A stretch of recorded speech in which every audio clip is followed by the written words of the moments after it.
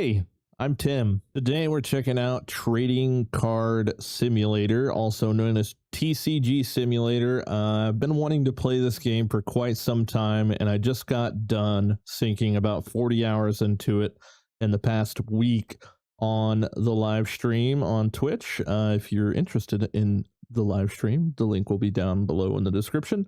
But we're just pretty much going to run through my shop. We're going to run through all the mods I ended up using. One great thing about this game that I really enjoy is the fact that it has an insanely large amount of mod support. If you just find the base game slightly, kind of mediocre and you want to add a little bit of flair to it, for me personally, I really liked Yu-Gi-Oh as a kid, so I went through and struggled to do it, but I managed to get all the Yu-Gi-Oh mods installed, as well as a bunch of quality of life stuff. Like I said, we'll go through that in just a second, but first, I would like to show you around my shop and start off this video with saying 100%, is it worth your coin? Abso-freaking-lutely. I don't know why I waited so long to play this game, but I thoroughly had tons of fun when I did it. All right, so let's go ahead and get into it. Now, one thing I have noticed, we have actually 50 card tables here, which is pretty insane and definitely, more of an end game type of deal. But we have essentially every single item unlocked. I did add a XP multiplier at about shop level 60 because I really didn't have much else to do other than just gain shop experience. So in order to expand it a little bit more. So I went ahead and did that, but I did wait till about shop level 60. But I went from 60 to 138 in a matter of maybe 2 hours after I added that in. So yeah, more or less. So from the very beginning here, so we've got 3 cash registers. We've got a total of 1, 2, 3, 4, 5, 6, 7, 8, 9 employees. 6 of which I just used to stock the shelves. Now everybody's about to go home. All this is getting wrapped up here, and it'll give us a second to be able to talk about everything here. So like I said, we have 50 card tables with 10 cards on them apiece, which equates to about 500 cards on display for sale. You can see that we've got, some pretty much every single card I have on here is all ghost version style cards, and they range anywhere from 500 bucks to 100,000, just depending on which one's which. But something really interesting about this game that I thought about was this whole stink machine that you need when customers walk in. Sometimes they're smelly. You have to make sure that you have this thing stocked full of smell good spray, and in the beginning of the game you actually have to like pick up a can and go spray down people. But more or less, this thing has to be pretty much at the entryway of your shop to spray down the stinky guys, or you'll end up getting, bad reviews and stuff like that. Don't overwork the staff, please. Oh my god. Tim sells cards, does not sell Duelist Nexus box. Wow, dude. People in their freaking reviews, I swear. But okay, let's start off here. Obviously not a whole lot to show you around. We have a deck box opening machine here. This is the final one that you can purchase. You can actually get 3 total. One that opens 32 cards, one that opens 64 packs, sorry, not cards, and one that opens 128. And more or less all you do is you just load this thing full of packs, and after a certain long amount of time, it will open them all for you, which is pretty nice. These are kind of like my final chase cards. Pretty much all of the ghost versions, the black and the white versions of all of my favorite, well, not my favorite, but all the ones that are provided of all the Yu-Gi-Oh cards. We got our Blue Eyes White Dragons there, Red Eyes Black Dragons, Toon versions, all the God cards, all that good stuff. So this is pretty much like the most expensive versions of these cards that I pulled out of the packs there. Let's discuss my mods that I have real fast. All right, so if you're looking for a guide for mods, I'm really not the guy for that type of stuff. There are plenty of videos out there to get you kind of situated with how it works. It took me a couple hours, honestly, to get it figured out. But a few of these are just specific to the Yu-Gi-Oh mod itself, like Art Expander, Configuration Manager, let's see here, Holographic Overhaul, Sound Replacer, and TCG Shop Expansion mod. which is and texture replacer. So those are the ones that are kind of tied to specifically if you want to change it to Yu-Gi-Oh or Pokemon or anything like that. But the rest of them, let's see here. So faster workbench allows me to come over here to this workbench that typically takes about 10 seconds to create a card bundle. And I actually, it says I don't have enough right now. But yeah, there you go. So it pretty much makes it instantly. And this is all configurable and controllable. So you can pretty much make bulk boxes of cards, which is pretty stinking cool, if you ask me. So faster workbench is a huge WQOL thing that doesn't really have too much hindrance on the gameplay.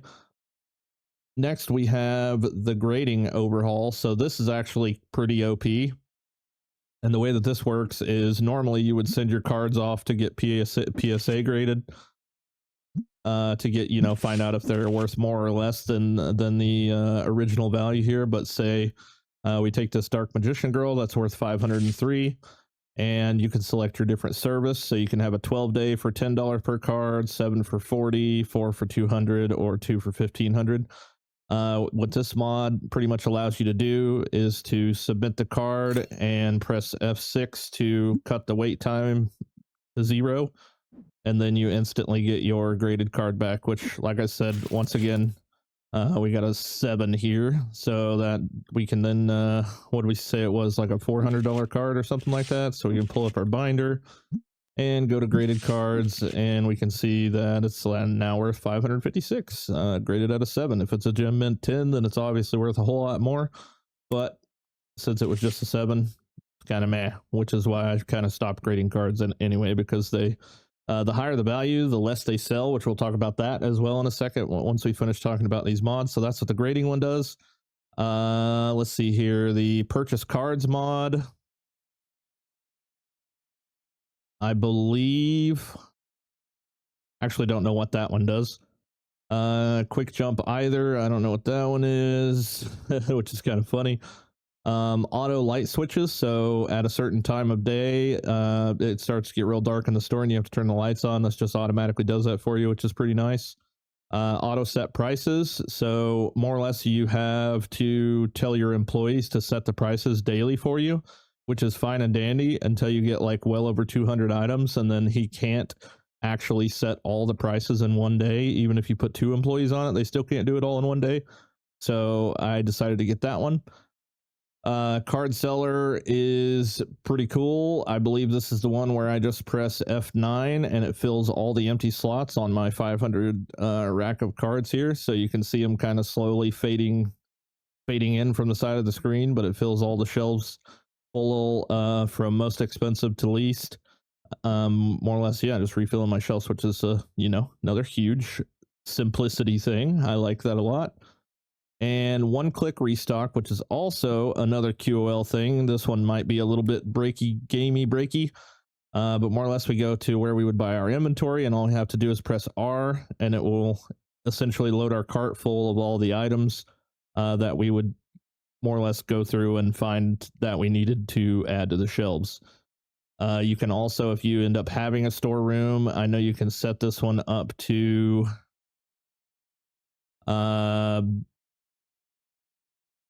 yeah, here it is right here. So we can restock the warehouse shelves, which restocks everything over in the left or the other room. And then we can also set it to restock the shopping shelves as well.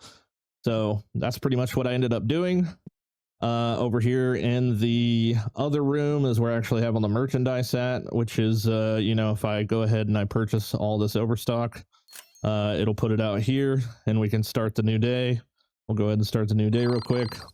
And then all of the 6 stocking employees I have will put all this stuff away fairly quickly, which is pretty neat. But other than that, all the wallpapers, ceilings, and floors are all customizable through the decoration situation here. There's tons of different ones. I just kind of landed on this whole octagon thing. This is actually like something I've wanted to do with my game room forever, but yeah, can't afford it. You do have to make sure you open the store every day or people will just stand out here and do nothing. But yeah, so the last thing I want to talk about is something that I learned about how much money your customers have to shop with. So at a certain point in the game, you'll start to get like expensive cards like 20K, 30K, 40K, and they will sit on your shelf forever and they will essentially never sell. And the way that is determined is essentially this formula right here.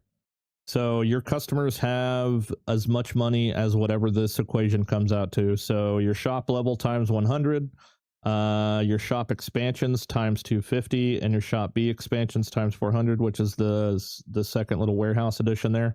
And then you go through and you add all that together, and then that pretty much equates to how much money your customers have to spend each time they come in, roughly, give or take. So they're obviously after a certain very specific amount of stuff, but when I played the game, I was very curious as to why I couldn't sell any of the higher cards. Also, another thing that's kind of cool is you can come to the cash registers and you can click card trades.